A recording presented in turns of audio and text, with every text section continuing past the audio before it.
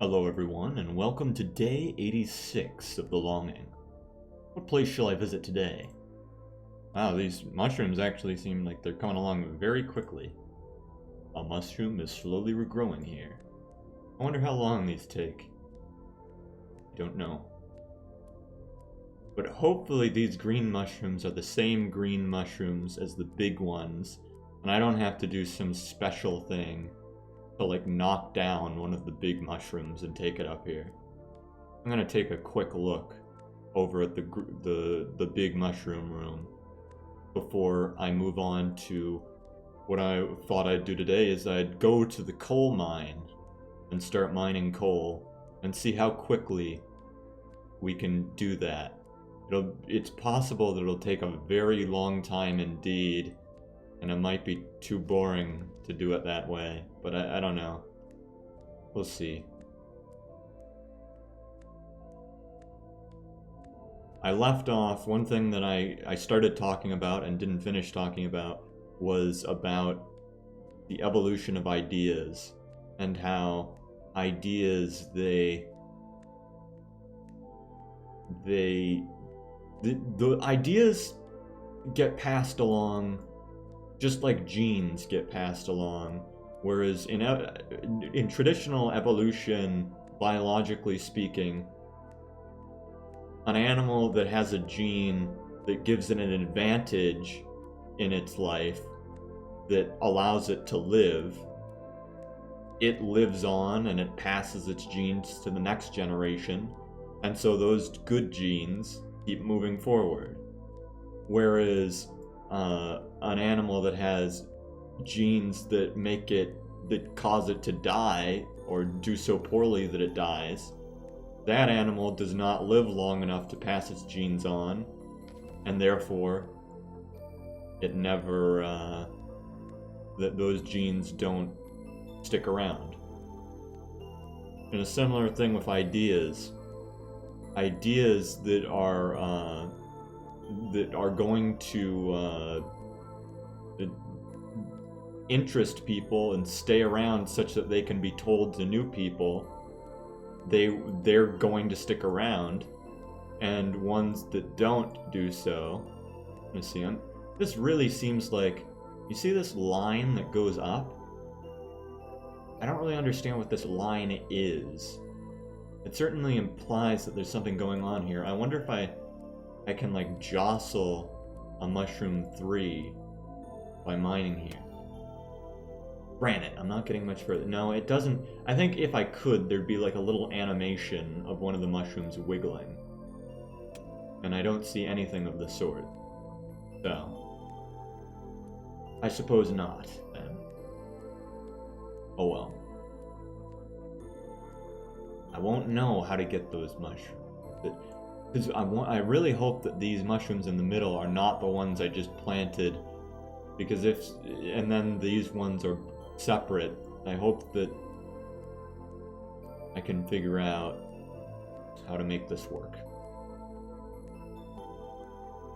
Oh, and another thing that I thought about was, one thing I haven't tried is to close my eyes and then just wait. Because I was thinking about how the face said I need to experience conscious loneliness. And it made me think, what if conscious loneliness means to first close my eyes and then wait with that? I think that's possibly what I might need to do. I might try that as well.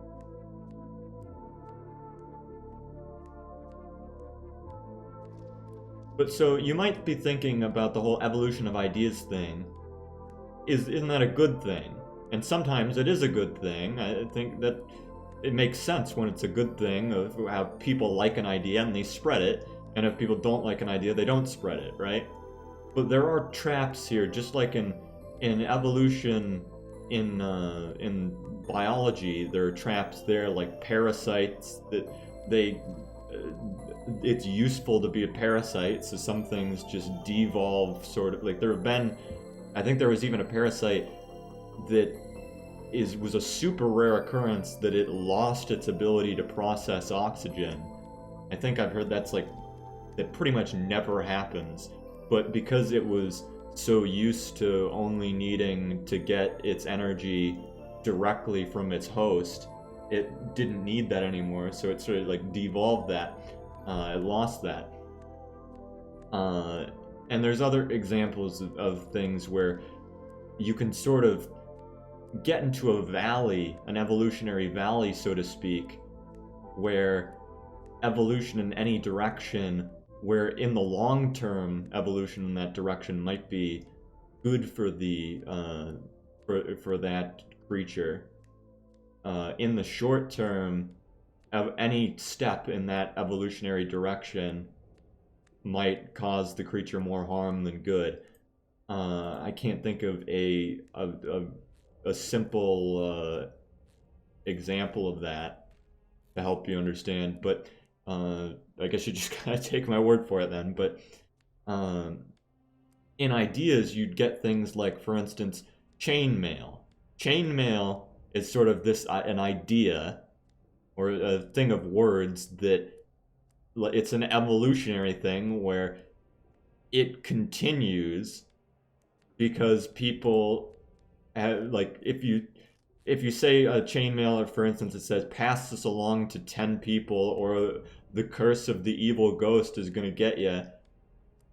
If there's enough dumb people who are going to believe that and pass it along, or enough people who think it's funny enough to pass it along, then the idea spreads and it becomes like the living thing in biological evolution. The idea has struck upon something that works and is going to continue. It's able to give birth to new individuals in this idea, and so it goes on and it lives on.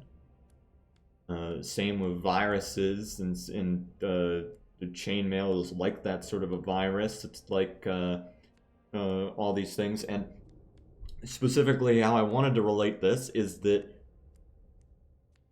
like, there are some things like power structures and cults and cult-like ideas that they work, and simply by the fact that they work, they are going to spread up. And the places where people try and make power structures that are good and have faith in human beings, and those don't work as well, and you're not likely to see them as often as cults because they work better and they're easier to have these power structures. And so that's why they come about.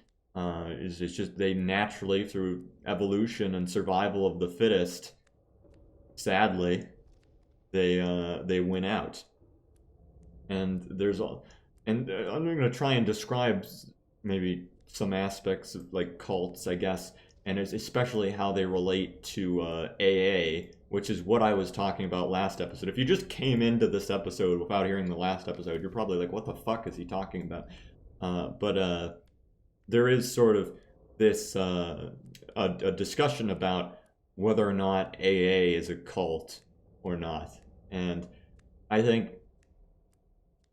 it depends on how strictly you're going at the definition of a cult, because for me, I have a pretty loose definition that includes a hell of a lot of things, including most organized religion. So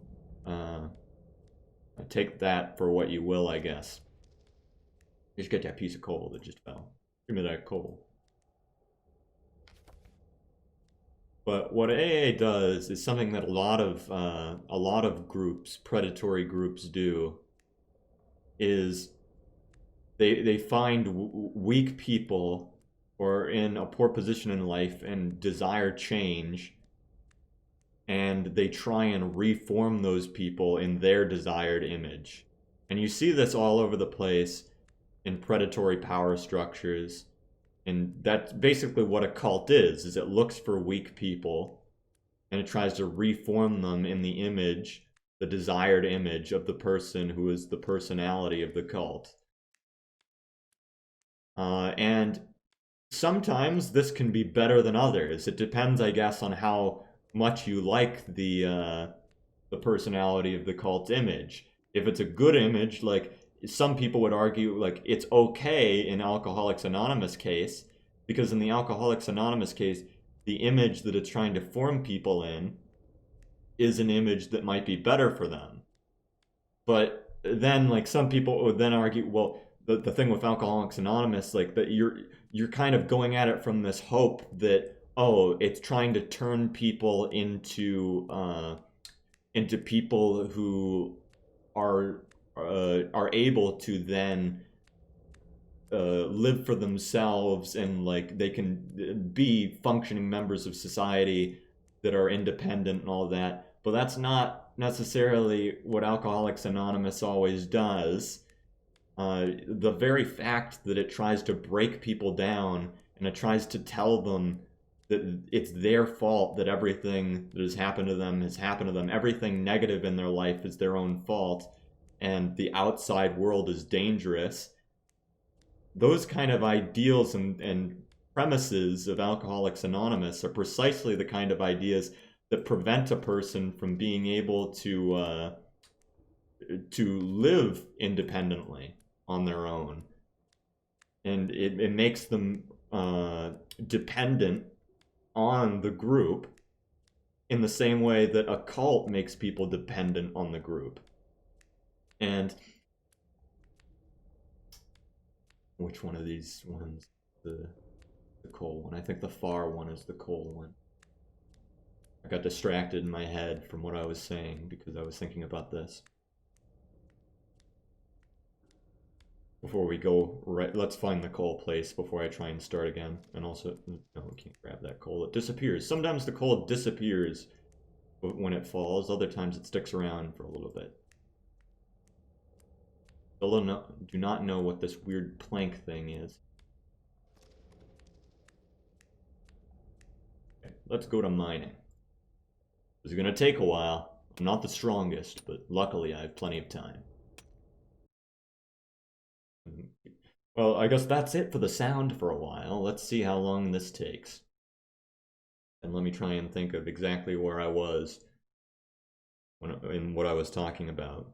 This idea of breaking people down and telling them and making them reliant. So if the original idea that people think Alcoholics Anonymous is trying to do is make people into self-sufficient and self-empowerment, Alcoholics Anonymous, I'm sure it's different between the groups because these groups are spread out, and there's not, as far as I understand it, there's not a super intense system where, like, you could easily have a group that doesn't follow the steps of the program to the T, and therefore could, if you just change the steps a little bit, it sounds like you could turn the program into something that actually does help people become self-reliant and self-empowered.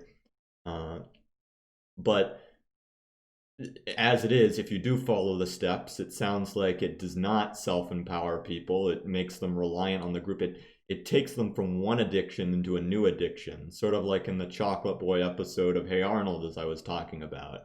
It's so much easier to not address. I want to pick up the piece of coal. It's so much easier not to address the source of an addiction and instead shift that addiction into something else. And so many people in history have figured that out and have realized that they can take advantage of that, and they can change someone's addiction from drugs or whatever into an addiction of continuing an idea of giving birth to new individuals that will continue this idea and proselytizing it. And you see that in religion, you see that in AA, you see that in extremist groups, political groups. I wrote down some thoughts about all sorts of things. You see that in the military. You don't really see so much. You see a little bit of proselytizing in the military, but specifically, I talk about the military in the sense of a lot of militaries, they go by this idea of how do you make a soldier. Well, first you take somebody, and in almost all situations, I want to pick up this coal. Give me more coal. In almost all situations, the military targets people who are not very strong-willed and not able to think for themselves very well. So it targets young people, right? But also, you could also make the argument that it targets young people because they're strong and they're good for this situation. But it targets young people and it targets people like that, and it tries and break them down. It makes the assumption that these people are not good enough as they are. We need to break them down so that they'll be receptive to be being rebuilt in the image that is convenient for the military, which is what you see with like in militaries where you got like the guy screaming at all of the recruits and telling them that they're shit and worthless and such, is because they're trying to break them down so that those people can be rebuilt in the proper image of the people leading it.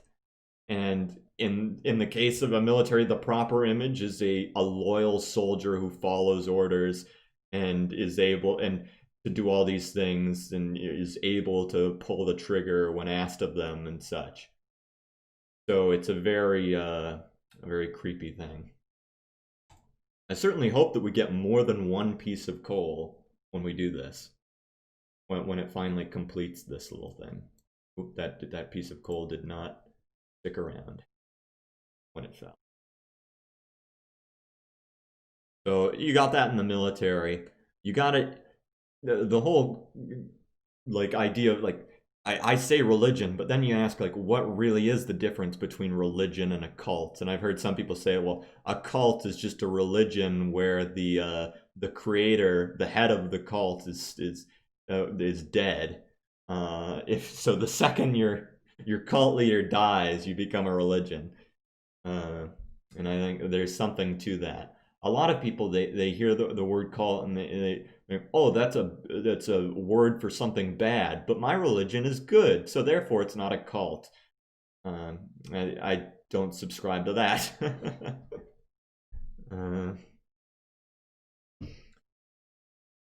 What is the difference? I'm trying to think if there's much difference. It depends on the religion, right? Some religions act more like cults than others.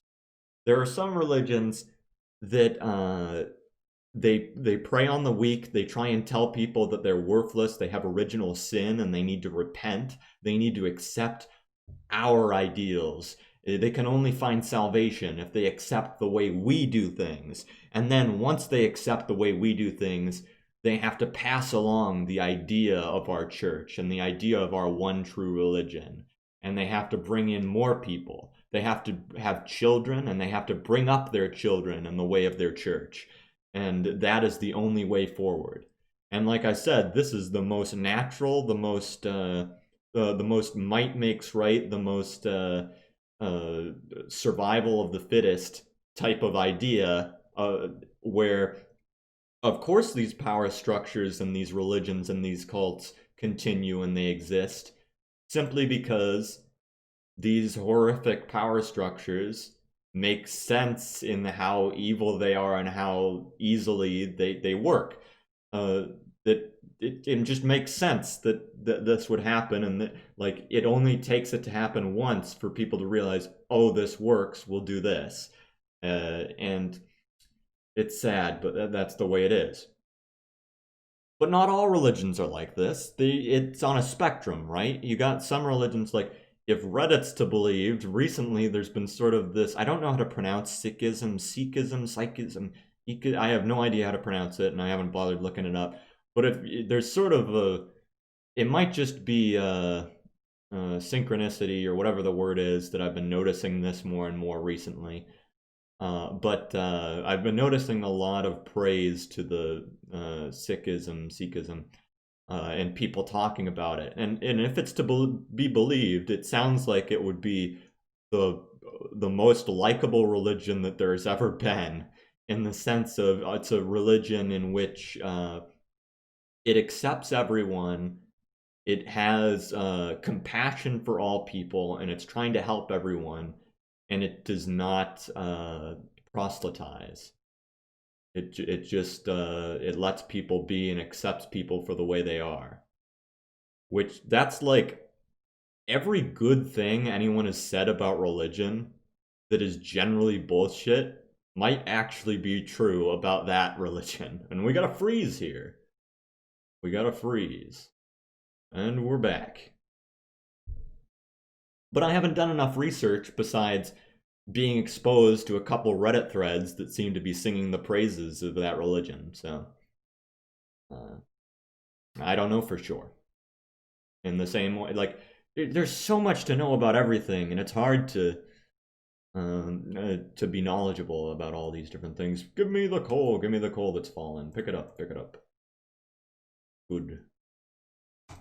We're at 45 coal. We need 100.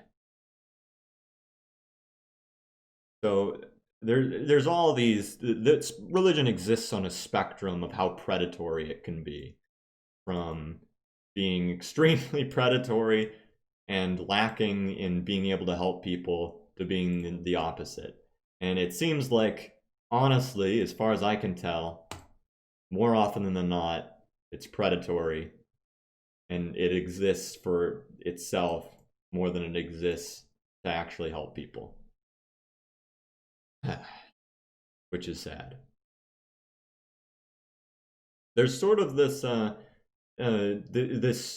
wave of change between being able to say that religion bad and religion good and atheist stupid, and there's like, I don't know, was it like a decade ago where our atheism on Reddit was popular, and that was like a default subreddit that people just had naturally when they made a new account, and that was considered sort of like this is a good thing. It was that extreme end of that coin, because even though, like, when I say extreme end of the coin, I think honestly atheism is kind of the default of humanity, of like when you're born you don't believe in God, you don't believe in a higher power, um, and as such I think atheism just makes the most sense.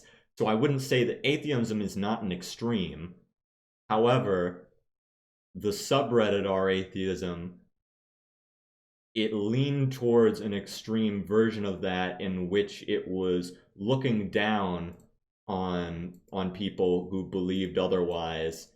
And I guess that's why I'd call it an extreme end of a coin, is because it was, yeah, looking down on people and acting all high and mighty about it. And so there was a reversal of people getting tired of that, and then it feels like now they're kind of going the other way, where now if you ever like say, oh, I don't really believe in God, now you get the opposite of before. It was like, I tip my fedora to you. Well, now it's like, oh, you some sort of fucking like stupid Reddit atheist, and so it's gone the opposite way. Finally, it's given up. Pick up. How much coal we got? 5 lumps worth. Well, that's all right. This'll take some time. This is like, I don't know. Eventually, we'll get our 100. So I assume that for a while it's going to, like a wave, a mathematical wave. It's going to be shifting between this, but over time, atheism will become a more and more popular default worldview with time. That would be my assumption.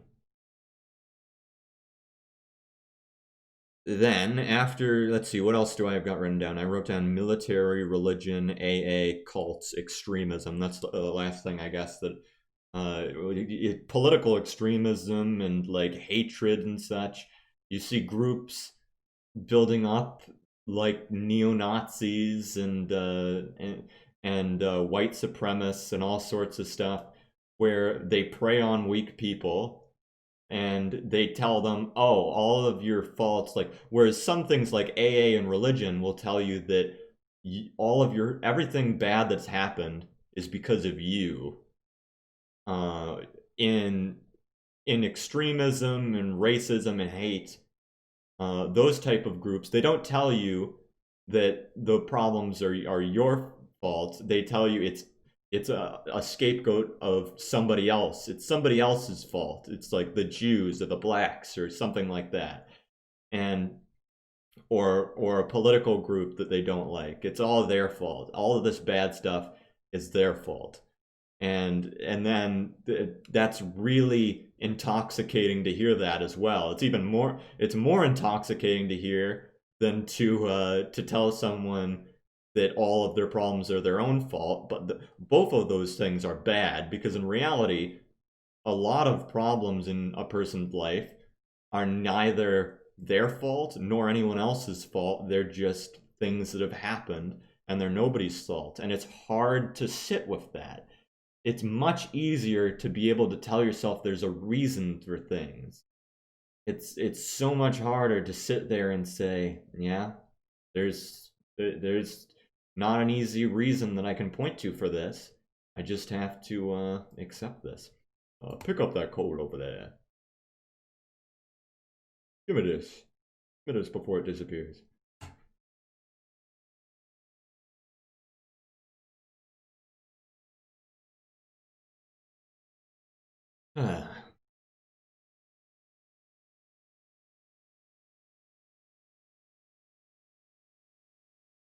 Some people say that there's the quote or whatever. Who knows? I forget who is supposedly said this, but a man cannot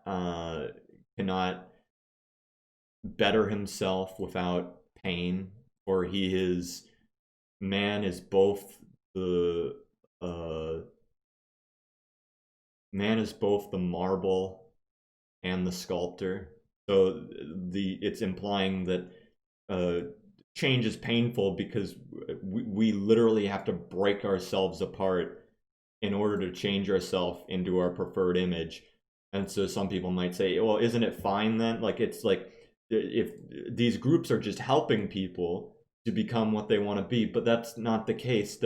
These groups, a lot of the times, they're helping people to become what the leader of the group wants them to be, and tricking people into telling themselves that this is what they want as well.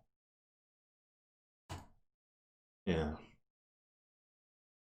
So in conclusion, you got to be careful, and when you're trying to change yourself, make sure that what you're trying to change yourself into is what you actually desire to change yourself into, and not what somebody else is telling you you want to be.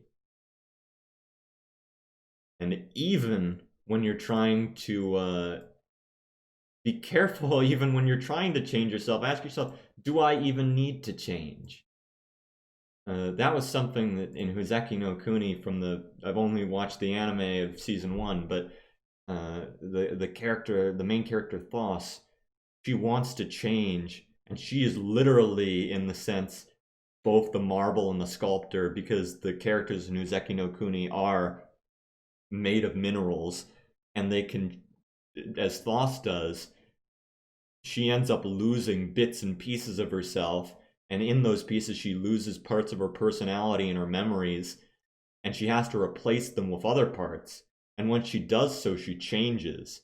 And by the time that she's finally changed, she she envies the person she used to be, and she barely remembers how she used to be at all.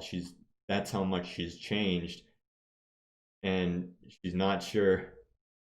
She doesn't seem to really enjoy being the person that she has turned into. The old her is dead. And please don't get mad that I said her, because the gems supposedly don't have gender, even though they cast all of the gems in the animes with female voice actors. And they gave them more feminine figures, so don't be mad at me that they did that. But whatever. I don't know what I'm trying to say. Just be careful when you're trying to make giant changes about who you are and a personality and your not only your self-image, but like just how you actually act. Just be careful and don't let anybody force you to do anything. Yeah, it's difficult. There's not an easy answer to everything. Hard to sit with it. Well, I don't think I've got much more to say on that line for now. So I think I'm going to leave an episode off here. And with that, I'll talk to you guys on the next episode. See ya.